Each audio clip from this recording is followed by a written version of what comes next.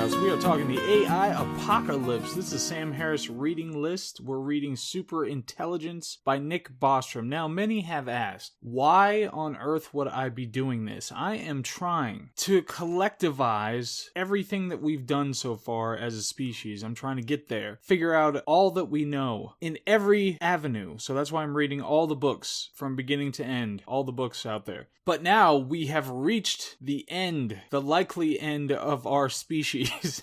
Pandemics are one thing, but the AI singularity, the best thing that we can hope for, at least in my estimation, is to be an anthill that we hope to be stepped over instead of stepped on. However, Bostrom, he gives us some nice warnings and things to think about in this very good, very dense book about superintelligence. This was published in 2014. Again, it's written by Nick Bostrom and explores the dangers of machine general intelligence. So what's the content? Lots of content here. Way too much content because it's tough to do it in a little episode like this without going into each one, like having an entire series, a month's worth of episodes just talking about the individual concepts. But we can't do that because I have video games to play. So the preface talks about the major theme that once this superintelligence exists, it will be impossible to stop. That's an important thing to keep in mind. And he cites, which I love, I always love it when people do this in their books, an early systemic admission to a lack of certainty about any of this stuff. Thank you. Thank you very much for putting that in there. You got my seal of approval for humility. He goes right into methods for building AI using multi-layered neural networks. I remember I was taking a class about this, and it was like that joke about, I think it was on the South Park, where, and you've seen this joke a million times, where it was like, phase 1, make shoes, phase 2, something, phase 3, be incredibly wealthy. So it's that second part that people really have the questions about. And when I was looking at how these multi-layered neural networks work, when you'd see the diagrams, it was always like, okay, here's the first step, and the second one, we don't really know what happens, and then the output is something great. So it's that kind of, there's an opacity in between. But there are evolutionary models, especially in things like chess. They've got kind of an evolutionary model where you have some that are told the rules of chess and fed a whole bunch of principles to follow. You know, no, don't move your queen too early, take toward the center, those kinds of things. Develop your pieces, don't move the same piece 2 times in the opening. So it'll give these principles and say, okay, go ahead. Or it'll have a different tack where it just says, just play a million games of chess and try to figure out what works and what doesn't. So there are evolutionary models to AI as well. He brings up Bayesian inference from prior probabilities, which I don't understand very well. That's why I went the way I did, so I could avoid math. But I know Dr. Richard Carrier, he used Bayesian analysis to try to figure out whether Jesus existed or not. That was an awesome book. But for our purposes here, he brings it up, talking about AI and how the AI could figure stuff out. He talks about games and how so many computers are figuring out how to do the best possible at video games. So I think there were Atari games now that it worked its way up to, and AI was perfecting itself in Atari games. But there are things like chess, like we talked about, and other games that computers are working on to be better than human players, the best human players. And obviously it's a big deal. I mean, I watch professional fighting games. And so you have to have, as a game developer, you have to figure out how to make AI that can fight human players at different levels. So it's an interesting use of AI. And there are other simple, achievable AI milestones, you know, things like that use simple algorithms like Siri, airlines, like email filters. I mean, I'm sure Siri isn't all that simple now, but Google search, you know, all these things, they're AI kind of simple in what they do. They just use an algorithm to figure out how this stuff works. But he makes a distinction, Bostrom makes a distinction between narrow and general intelligence when it comes to AI. So there's a narrow intelligence of a AI that can play a game, and there's general intelligence, which is a really scary one that could just do whatever. And touches on AI traders a little bit. I have at least one ETF that's managed by artificial intelligence because I like seeing how it reacts to the way that the people react to what things happen in the market. There are numerous possible paths to superintelligence. We know that evolutionary processes created the intelligence of humans already. That's something that already happened, so we know that's one path there. And he suggests that guided evolution should be faster when it comes to AI, although there are reasons to question question that if we have ourselves meddling in the production of the AI as opposed to letting it happen naturally. I mean, it could evolve itself much faster if just left on its own to go through all these processes, the natural selection processes. But if our idiot primate brains are stepping in and trying to send it one direction or another, I don't know how much that'll help, honestly. He makes it clear that it doesn't need to resemble a human mind. The human mind can be its own thing, its own wet project over there, while the AI does its own thing. He brings up whole brain emulations and efforts to do that, and how modeling the bio brain is really difficult, and that all the technology involved to be able to model or emulate the entire brain would be ridiculous, how much technology you would need. And goes into a bit of a discussion about biological cognition and how traits are selected for and embryos are selected, and how you can use stem cells to amplify enhanced embryos. And a really interesting idea actually here, where he talks about how there's a huge benefit to having better people, just in general. If you just selected for people who are healthier, just imagine the benefits that has to the healthcare system, or people who are smarter and the benefits that has to the education system. And you can weed out all these different things. Of course, you're just flirting with eugenics there, but still, there are different ways to select for these things. So there are simple methods, just like selecting embryos rather than leaving it to chance, just whichever embryo happens to be fertilized.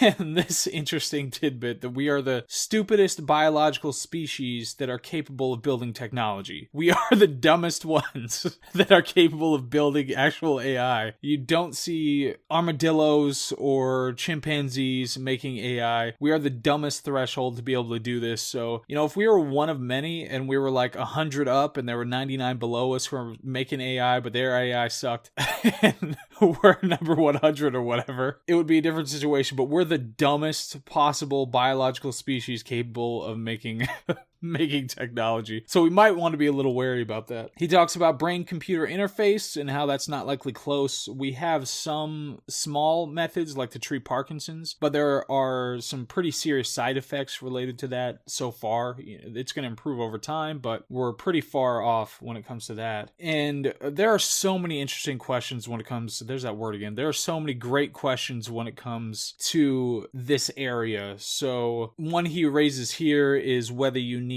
a singular superintelligence to be able to figure all this stuff out, as opposed to, a bunch of little intelligences. 1,000 mediocre writers would not be able to write In Search of Lost Time just by virtue of their number. They would still write really stupid, mediocre stuff, no matter how many of them there are working on this project. So do you need one singular intelligence to be able to get to this point, as opposed to a bunch of collaborative intelligences to be able to do it? So one of the big questions is the timing and the speed of the takeoff. So when you get to that point where you can't turn back. And he has some stuff to say about that, different ways that it could happen, and how it's really difficult for humans to recognize the process of increase in intelligence and AI intelligence. So it would be something like something could be extremely intelligent but not be able to speak. And so we as humans, because we're idiots, would not necessarily understand that the level of intelligence that it has, just because it's not doing the regular things that we attribute to intelligence. And there could be a sudden leap that we just didn't anticipate. And there's a question of whether it be a small group versus an individual person who figures this stuff out and creates the first general intelligence AI, and whether states would be involved or just the individuals or an individual. And he makes it very clear it's important not to put an anthropomorphic frame on what AI intelligence would be, and how difficult it is just quantifying intelligence in general. So if the smartest human has a 220 IQ, that just blows everybody else out of the water. What would an AI with an IQ of 6,000, what would that mean? What would that do for any of us trying to understand what that intelligence means? A little bit of nanotechnology talk and how figuring out protein folding through nanotechnology, how an AI could possibly do this. One good topic about how an AI, even if it was, locked in place or something like that, how it could trick a human who had an internet connection into helping it out. It'd be like Ex Machina. where it just manipulates a dumb human to do stuff for it by sending it nudie pictures or something like that. It could absolutely happen. And this idea of perverse instantiation. So this is like the wishes you get with a genie, and when you make a wish, it always turns into something weird, like you wish for all the money in the world, and then the genie, poof, makes all the money in the world appear in your bank account or in your house or something that everybody went down to zero, figure out you have the money, and then they burn you at the stake. So it's that kind of a thing. If an AI had a goal to maximize pleasure, then maybe it just takes everybody, and puts them into concentration camps and implants electrodes into their brains that give them pleasure. Done. And then the big thing that I know that Bostrom is known for, the control problem that he brings up, and talks about how we must ensure that superintelligence has goals that are compatible with human survival and well-being. So this is the big idea that we have to be concerned about as this stuff's developing. And he gives some methods for trying to do this. There are different methods. You could try to contain it, you could try to limit it. One of them is just physical confinement, so you put it in a place where it doesn't have access to anything outside. There could be unanticipated vulnerabilities, like the computer being able to manipulate its electrons to create a radio wave or something like that. And we won't know about those until it's too late in most cases, because the AI is already going to be able to think way faster than any of us can. Then there are incentive methods, but incentive methods presuppose a balance of power between the AI and the person, that you can just incentivize it to not go crazy and kill us all. And there are stunting methods, so you can limit the system, you can limit the processing power, you can limit access to information. You could use tripwires, not like literal tripwires, so that Eva or whatever from Ex Machina hits the tripwire and falls over, and then you've solved it. Like these are like coding tripwires that you could use, or electricity tripwires or something like that. Technical stuff. So there are areas where people might still be preferred, things like sports. Who wants to watch a bunch of robots play sports? The arts, people might, like they want natural foods, they might want to buy things that are the product of natural labor, because they would have little imperfections and things like that were more appealing. So that's it. I like that idea, where you only shop natural labor. You have to consider the cost of biological workers versus digital workers or emulated workers. Biological workers have to take time off. They need food. They need other energy. There's going to be downtime that they don't work even while they're at work, all that stuff. And emulated workers, you'd be able to just copy paste. Oh, there's another worker. There's another worker. And this is super awesome. The whole question about sexual reproduction versus asexual reproduction, because certain adaptations are going to create certain values. If you reproduce sexually, you have to get along with people. You have to engage with people. You have to negotiate for resources. You have to deal with this whole pleasure, pain, give and take, and compromise and all that stuff. But if you're reproducing asexually, you don't have to do any of that stuff. You don't have to worry about any of that. So none of that is going to be inculcated into you as you're developing. So that's a question. Maybe you make AI that has to coordinate and has to compromise with either people or other AI to try to get somewhere. And that's just a fundamental aspect of their reproduction. I don't know, but that's such a cool take on the question of how they're going to develop when it comes to an evolutionary method. And then the morality models, big deal here. There's the coherent extrapolated volition model. Eliezer Yudkowsky from the Machine Intelligence Research Institute talked about this. It has to do with an argument that it wouldn't be sufficient to just program our desires into AI, but we have to program the AI to act in our best interests. So we want it to do what we want it to do, not what we tell it to do. So it gets really complicated for trying to translate. Just think about trying to talk to another person about what you mean about morality or whatever, and try to convert that into ones and zeros. It's really difficult and really complicated. So he's talking about how Yudkowsky is talking about how we need it to act in our best interests, and we need it to do what we want it to do, not some mistranslated version of what we tell it to do. And then Bostrom offers moral rightness as a competing method of getting to a moral AI, and he talks about how AI may be better at determining what is objectively right. So we might not want to rely on ourselves to try to figure out what's right, but there are risks in that, because what if it's not objectively right for us to be alive? or us to get to do anything or something like that. So there are competing moral systems that you can put into different AI, and you don't necessarily know the outcomes of these things. Then he goes into managing risks and how there's a race dynamic to these things, how difficult it is to program values, how AI could go in the background and change the values that it's programmed with because it makes sense in some way. Like, it could rationally reduce the value that it puts on respecting the programmers and what the programmers put into it, and just decide to ratchet that down so it could do something else a little better, and who knows where that can go. And he also brings up how it's a global risk. This is something that's a risk to everybody. So if everybody shares the risk, maybe everybody should get the upside of this thing. And there's some reasonable perspective in there. Of course, it's certain people who are actually investing in it, and we just hope that it don't blow up the whole planet. And people who are actually putting hours and hours and hours and their entire lives into this kind of stuff, and other people who just play Call of Duty 24/7. So I don't know. Then there's the question of collaboration, whether people will collaborate in developing this AI stuff, or whether it's just going to be that arms race where people are going to try to get that benefit for themselves. And he caps it all off, the little cherry that says, we're not ready. We're not ready for any of this stuff. And whether it's a decade, 5 years, 10 years, 50 years, 100 years from showing up, it's going to be a big problem when it shows up. And my analysis, I started writing an analysis, but there's